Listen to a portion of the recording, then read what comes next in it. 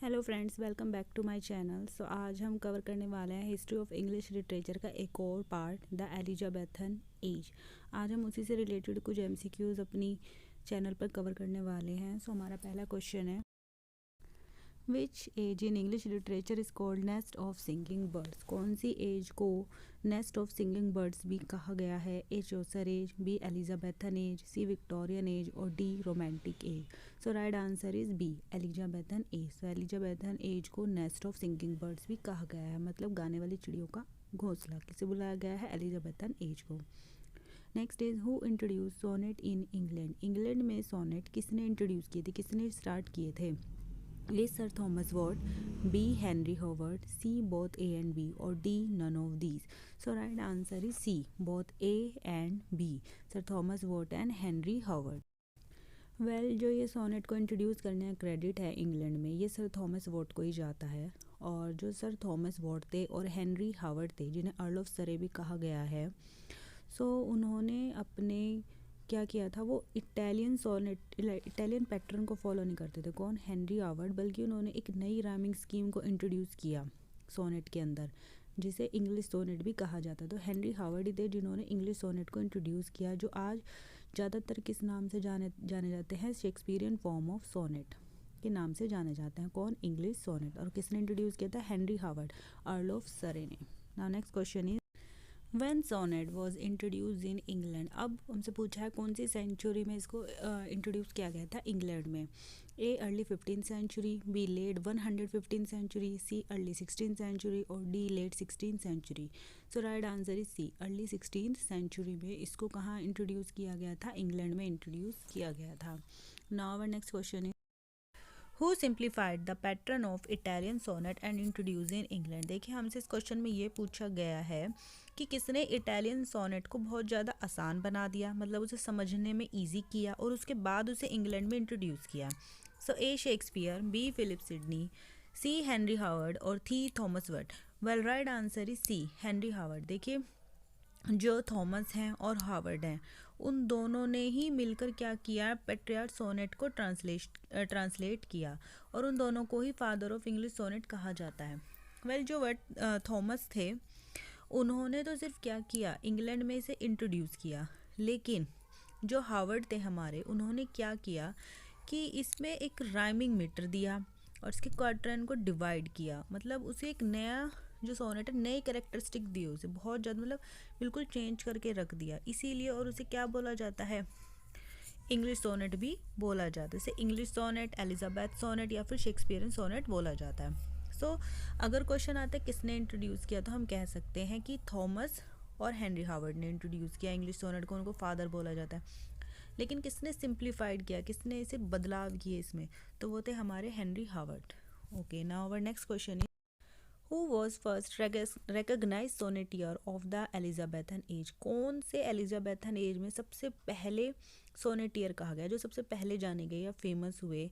ए Shakespeare, B Philip Sidney, C Henry Howard और D Thomas Wyatt. Well right answer is B, Philip Sidney. जो Sir Philip Sidney थे, वो एक English poet थे, कर्टियर थे, scholar थे और सोल्जर भी थे, और बहुत ज़्यादा इंपॉर्टेंट फिगर थे वो एलिजाबेथन एज में। और उनका जो फेमस वर्क है वो है एस्ट्रोफेल एंड स्टेला, जो 1580 में आया था, वो उनका फेमस सोनेट है। Now next question is, what is the title of Philip Sidney sonnet? A Astrophel, B Stella, C Astrophel and Stella और D all of these. Well right answer is C, Astrophel and Stella. ये English sonnet का एक sequence है जिसमें 108 sonnet है और 11 songs है। इसका जो नेम है एस्ट्रोफेल, ये 2 ग्रीक वर्ड से मिलकर बना है, जिसमें एस्टर का मीन्स होता है स्टार और फिल का मीन्स होता है लवर, और जो स्टेला है वह एक लैटिन वर्ड है जिसका मीनिंग होता है star. What is the title of the collection of sonnet of Spenser. हमसे पूछा गया है कि स्पेंसर के जो सोनेट का कलेक्शन था, उनको क्या टाइटल दिया गया था? A Penelope, B Amoretti, C the old wife's और D friar. Well right answer is B, Amoretti. जो एडमंड स्पेंसर थे, वो इंग्लिश पोएट थे और जो बेस्ट वो जाने जाते हैं द फेरी क्वीन के लिए जाने जाते हैं। उनकी एपिक पोएम थी, और ये जो इनकी अमोरेती थी, ये सबसे पहले पब्लिश हुई थी 1595 में। ये भी एक सोनेट सीक्वेंस है। जिसमें टोटल 89 सोनेट्स इंक्लूड किए गए हैं। Next is how many sonnets are there in Amoretti. अब मुझसे पूछा इसमें टोटल कितने सोनेट्स हैं, अभी मैंने बताया, so right answer is C 89।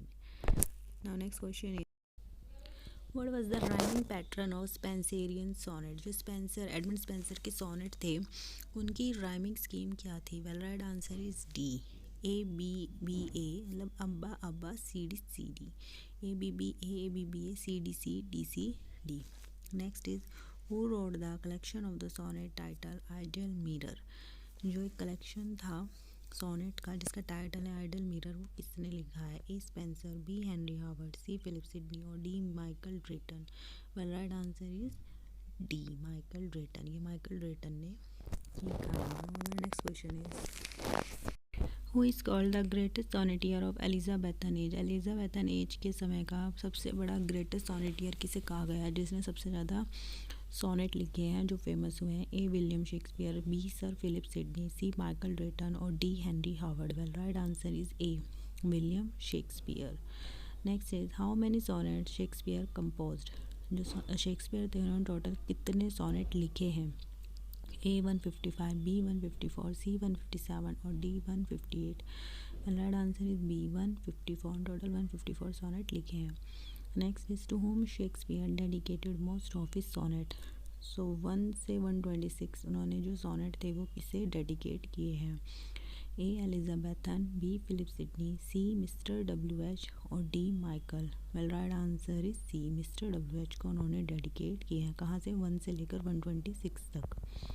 Next question is to whom Shakespeare dedicated his remaining sonnet from 127 to 152 after mister W H. So 1 से लेकर 126 तक उन्होंने मिस्टर डब्ल्यू एच को दिए हैं। उसके बाद 127 से 152 तक उन्होंने किसको डेडिकेट किए हैं। A dark lady, B fair youth, C his friend और D all of this. Well right answer is A dark lady. उन्होंने डार्क लेडी को किए हैं। How many lines a sonnet has. एक सोनेट में टोटल कितनी लाइन्स होती हैं। ए 12, बी 13, सी 14 और D 15। Well right answer is C 14। इसमें टोटल 14 लाइन्स होती हैं इसमें सोनेट में। How many stanzas are founded in English sonnet. English sonnet में कितने स्टेंजाज पाए जाते हैं। ए 3, बी 4, सी 5 और D 6। Well right answer is B. इसमें टोटल 4 स्टेंजाज होते हैं। Next is how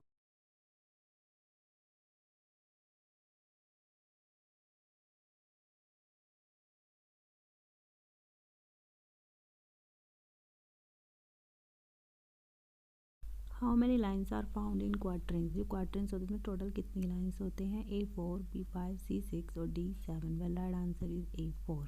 well quatrains जो है 4 लाइन्स का होता है। Next is how many couplets are found in an English sonnet. English sonnet में कितने कपलेट्स पाए जाते हैं। ए 1, बी 2, सी 3 और D 4। Well right answer is A. एक ही कपलेट इसमें पाया जाता है।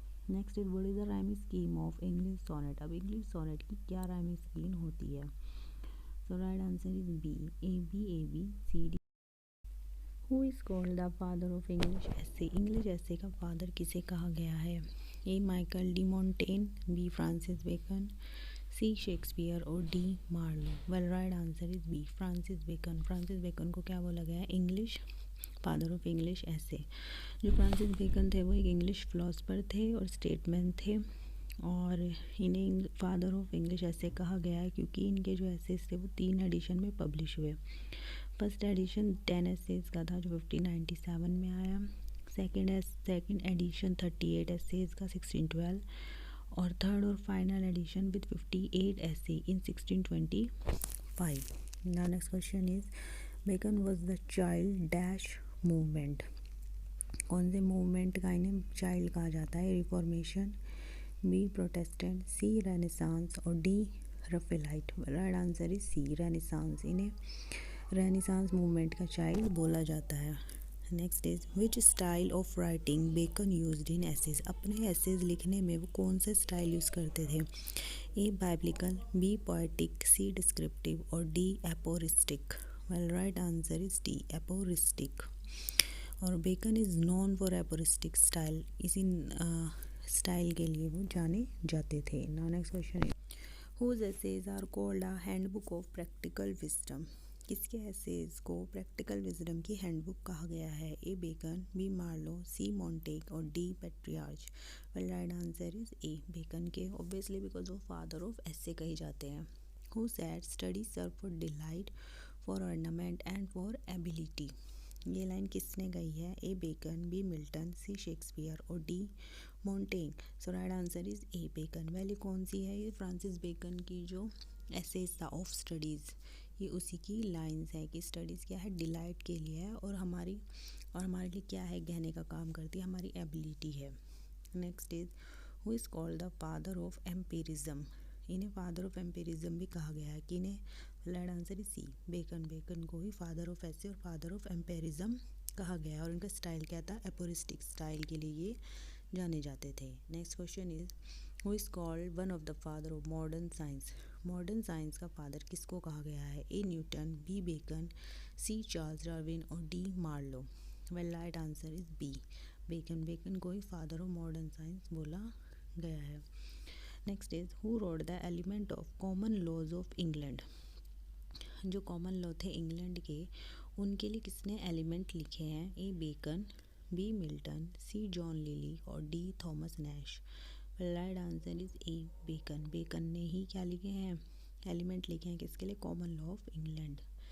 Next is Francis Bacon is best known for. Francis Bacon किसके लिए सबसे अच्छी तरह जाने जाते हैं? A promotion of the scientific method, B promotion of the political method, C promotion of the economical method और D promotion of the sociological method. Well right answer is A promotion of the scientific method. वो क्या करते थे? अपनी जो essays होते थे उसमें साइंटिफिक मेथड को सबसे ज़्यादा यूज़ करते थे, इसीलिए उनके क्या होते थे? काफ़ी प्रैक्टिकल होते थे। सो वो promotion of the scientific method के लिए जाने जाते थे।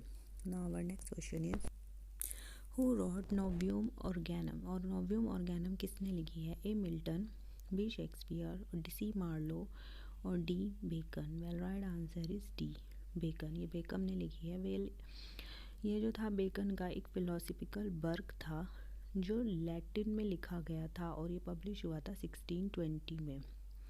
और ये एक टाइटल था किसके रेफरेंस के लिए? एरिस्टोटल के वर्क था ऑर्गेनम, उसके लिए। Now next question is how many essays were written by Bacon. अब बेकन ने टोटल कितने एसेज लिखे हैं? ए 56, बी 55, सी 58 और D 57। Well right answer is C 58। उन्होंने टोटल 58 ऐसे लिखे हैं। किसने? फादर ऑफ एसेज ने, Francis Bacon. Next is who wrote about Francis Bacon the wisest, brightest and meanest of mankind. ये किसने फ्रांसिस बेकन के लिए कहा है और लिखा है? A Alexander Pope, B doctor Johnson, C Arnold और D Milton. Well right answer is A Alexander Pope ने कहा है। एसेज ऑन मैन में सर फ्रांसिस बेकन को रेफ़र करते हुए उन्होंने अपने एसे ऑन मैन में ये बात उनके लिए बोली है। Next question is which English writer sad English is a vulgar language and would remain so for ever.